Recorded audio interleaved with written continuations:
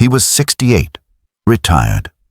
A proud grandfather who still had the energy to chase his grandkids around the backyard. The kind of guy who never liked sitting still. Even in his 60s, he kept a solid routine, some push-ups, a few squats, and a jog on the treadmill while catching the morning news. He believed movement was the key to staying young.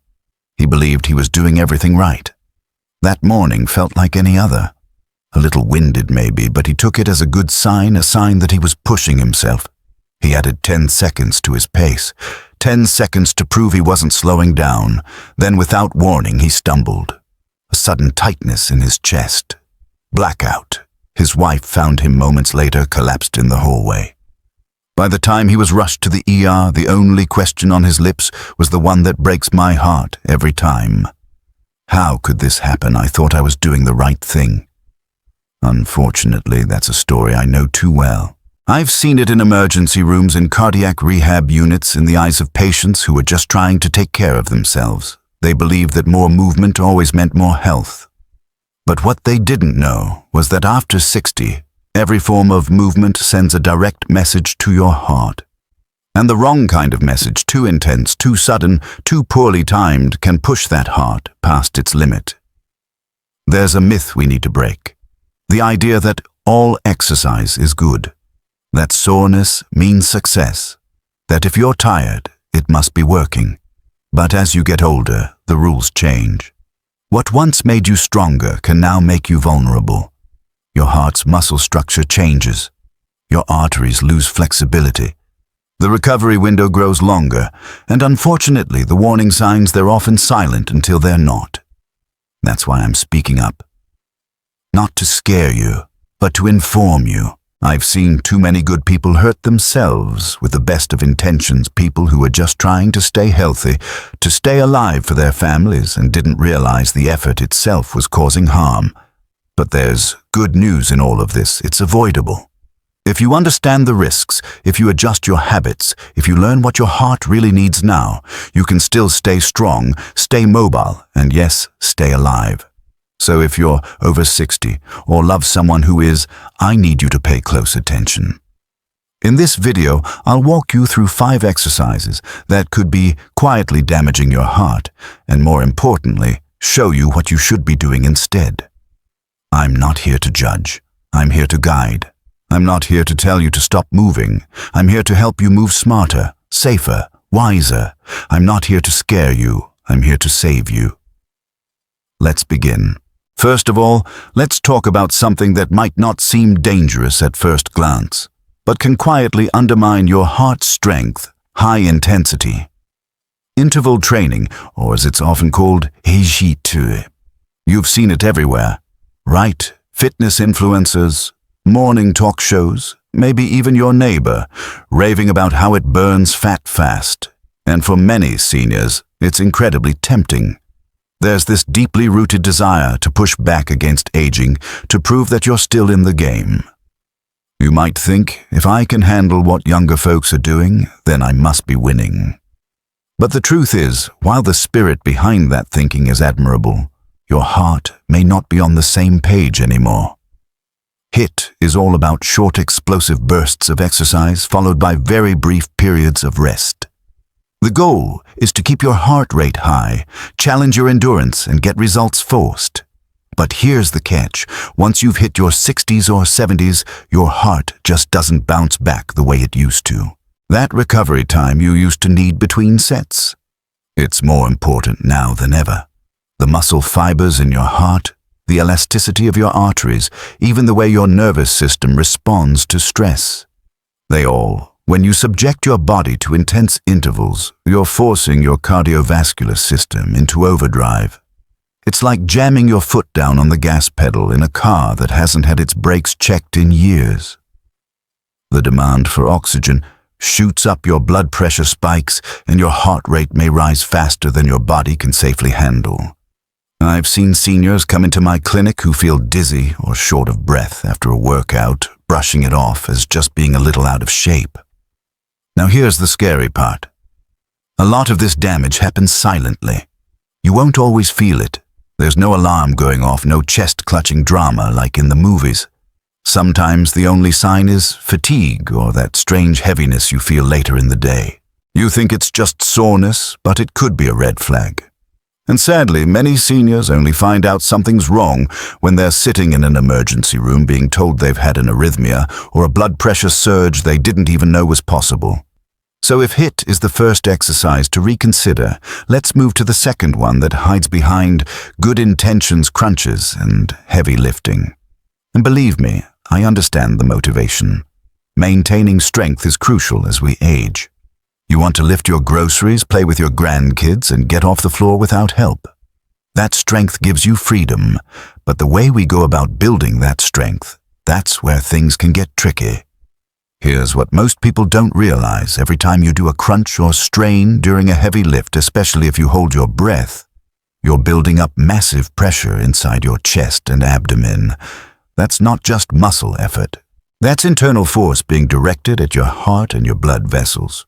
We call it the Valsalva maneuver in medicine, and while it's a normal reflex in younger, healthier individuals and older adults, it can be downright dangerous.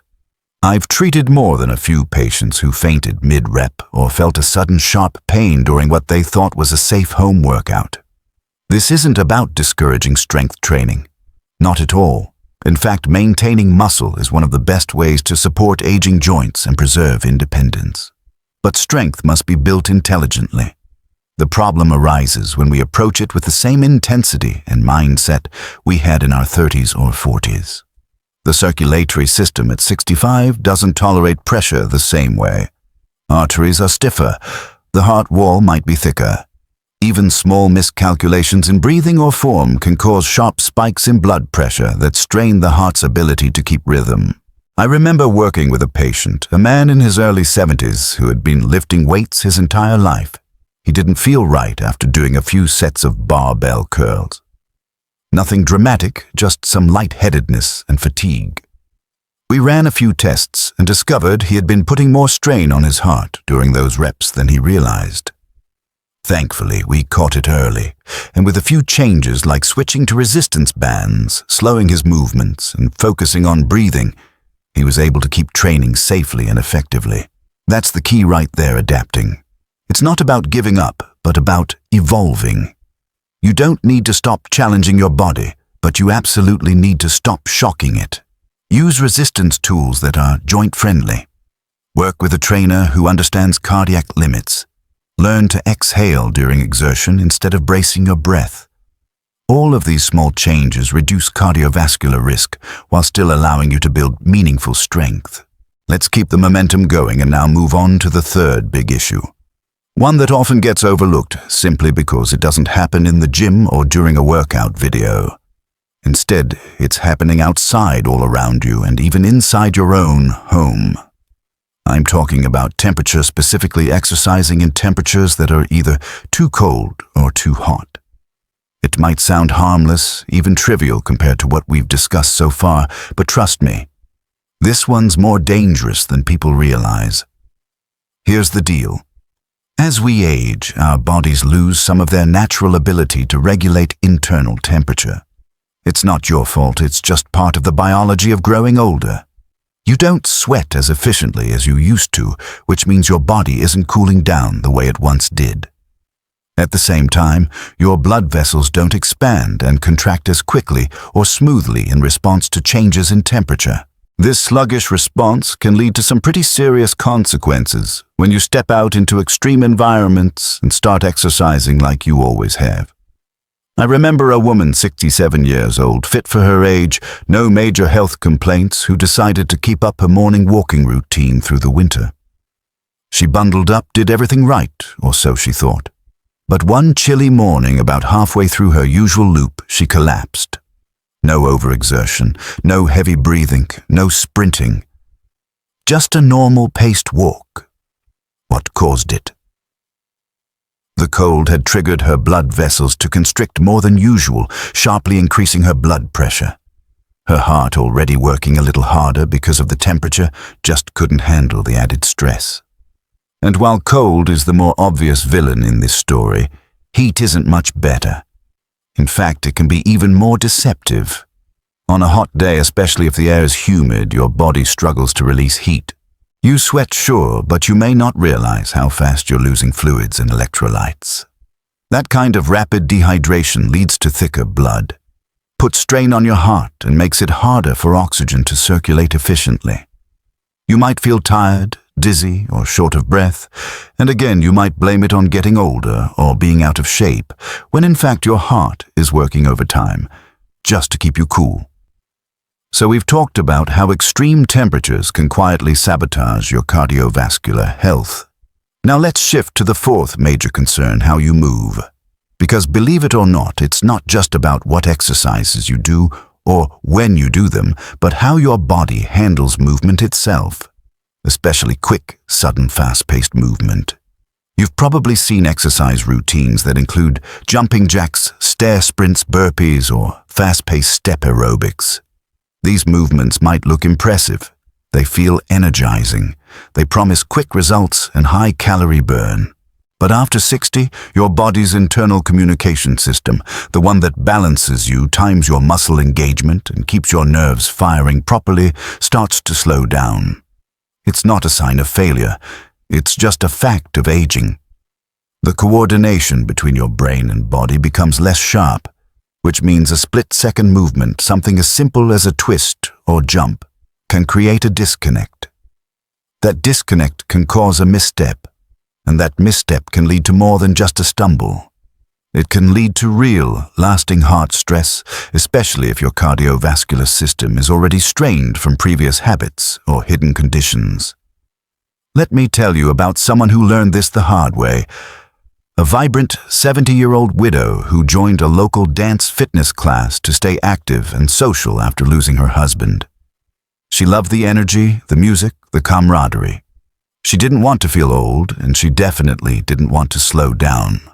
But one misstep on a quick pivot caused her to fall. She wasn't seriously injured, thankfully, but that fall triggered something deeper, an episode of atrial fibrillation that landed her in the hospital. And even after she recovered, the fear stayed with her.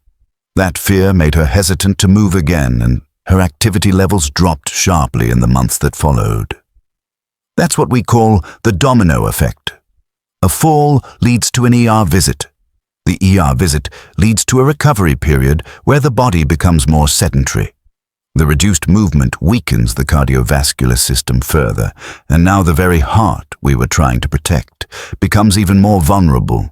It's a vicious cycle, and it starts with something that looked on the surface like just another fun workout. These stories and patterns aren't outliers. They happen far more than you might think. Which is why, before we talk about improving performance, we have to talk about protecting stability. Movement should be fluid, intentional, balanced. Not frantic, not chaotic, especially not risky for the sake of keeping up appearances. Now the fifth issue brings us to something a little less obvious, but just as impactful, something that creeps into your routine disguised as discipline or convenience. I'm talking about late-night workouts. For a lot of people, especially those with busy schedules or full households, the quiet of the evening is the perfect time to finally squeeze in some movement. You've wrapped up the day, eaten dinner, maybe cleaned up the kitchen, and the house has finally settled. So what's the harm in hopping on the treadmill for a brisk walk or doing a little cardio before bed? It sounds reasonable. In fact, it even sounds productive. But for your heart, especially one over 60, this well-meaning habit could be doing more damage than you think. You see, deep sleep is the time your heart actually gets a chance to recover. It's when your blood pressure naturally dips, your heart rate slows, and your body shifts into repair mode. Hormones like melatonin rise while inflammatory processes drop. It's a delicate system that only works properly when we let it. But when you exercise too late, especially with moderate to high intensity, you stimulate adrenaline and cortisol, your fight-or-flight chemicals.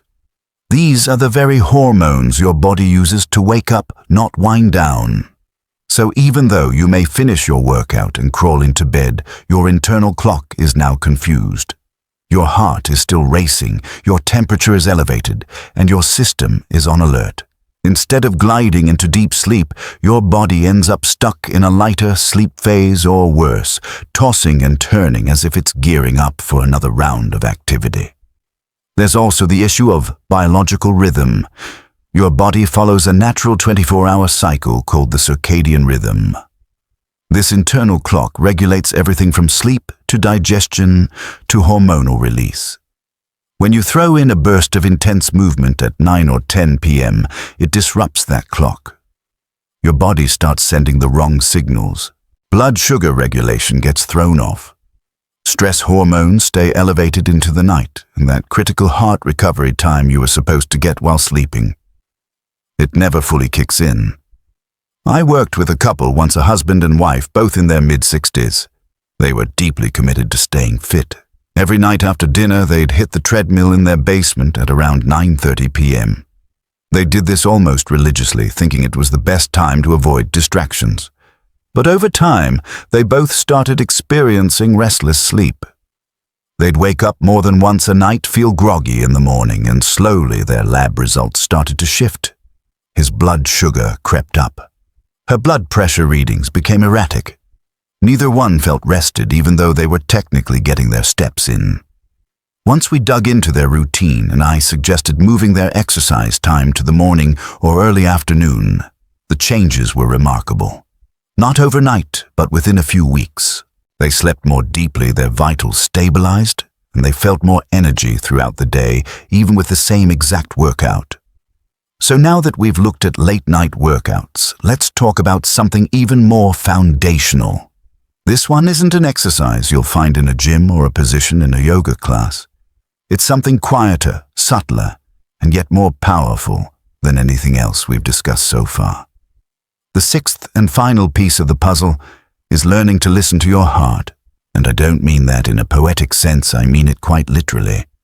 A lot of people, especially those who've been active and independent their whole lives, have trouble accepting that slowing down might actually be a sign of strength, not weakness. There's this deeply ingrained mindset that says if you're not pushing harder, you're not doing enough. No pain, no gain, right? But the older heart doesn't thrive on pain. It thrives on rhythm, on balance, on consistency.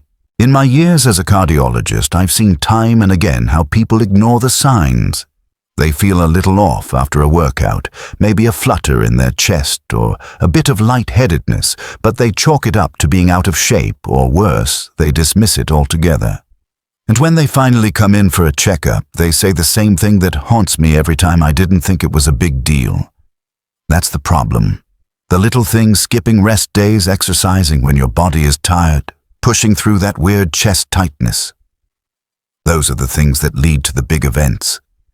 AFib, heart failure, stroke. None of these come out of nowhere. They're usually preceded by hundreds of micro decisions. Small moments where the heart said slow down and no one listened. And I say this not to frighten you, but to empower you. Because the truth is, those moments are opportunities. You have more control than you think. Fitness that supports the aging heart doesn't come from intensity. It comes from intention. It comes from choosing movement that respects your limits and enhances your life, not drains it.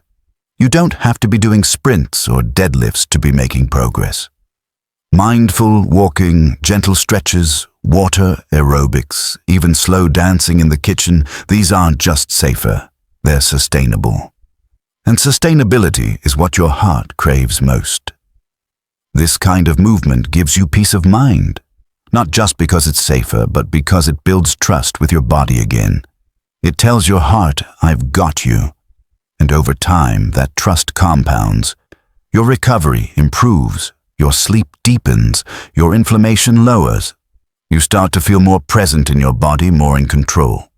And that perhaps more than any number on a heart rate monitor is what real fitness looks like after 60. We've covered a lot.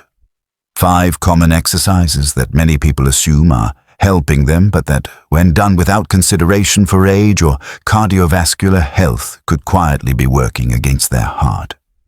From the explosive strain of high-intensity intervals to the subtle damage of late-night treadmill sessions, we've peeled back the layers of a truth that doesn't get talked about. Enough aging is not a limitation, it's a signal.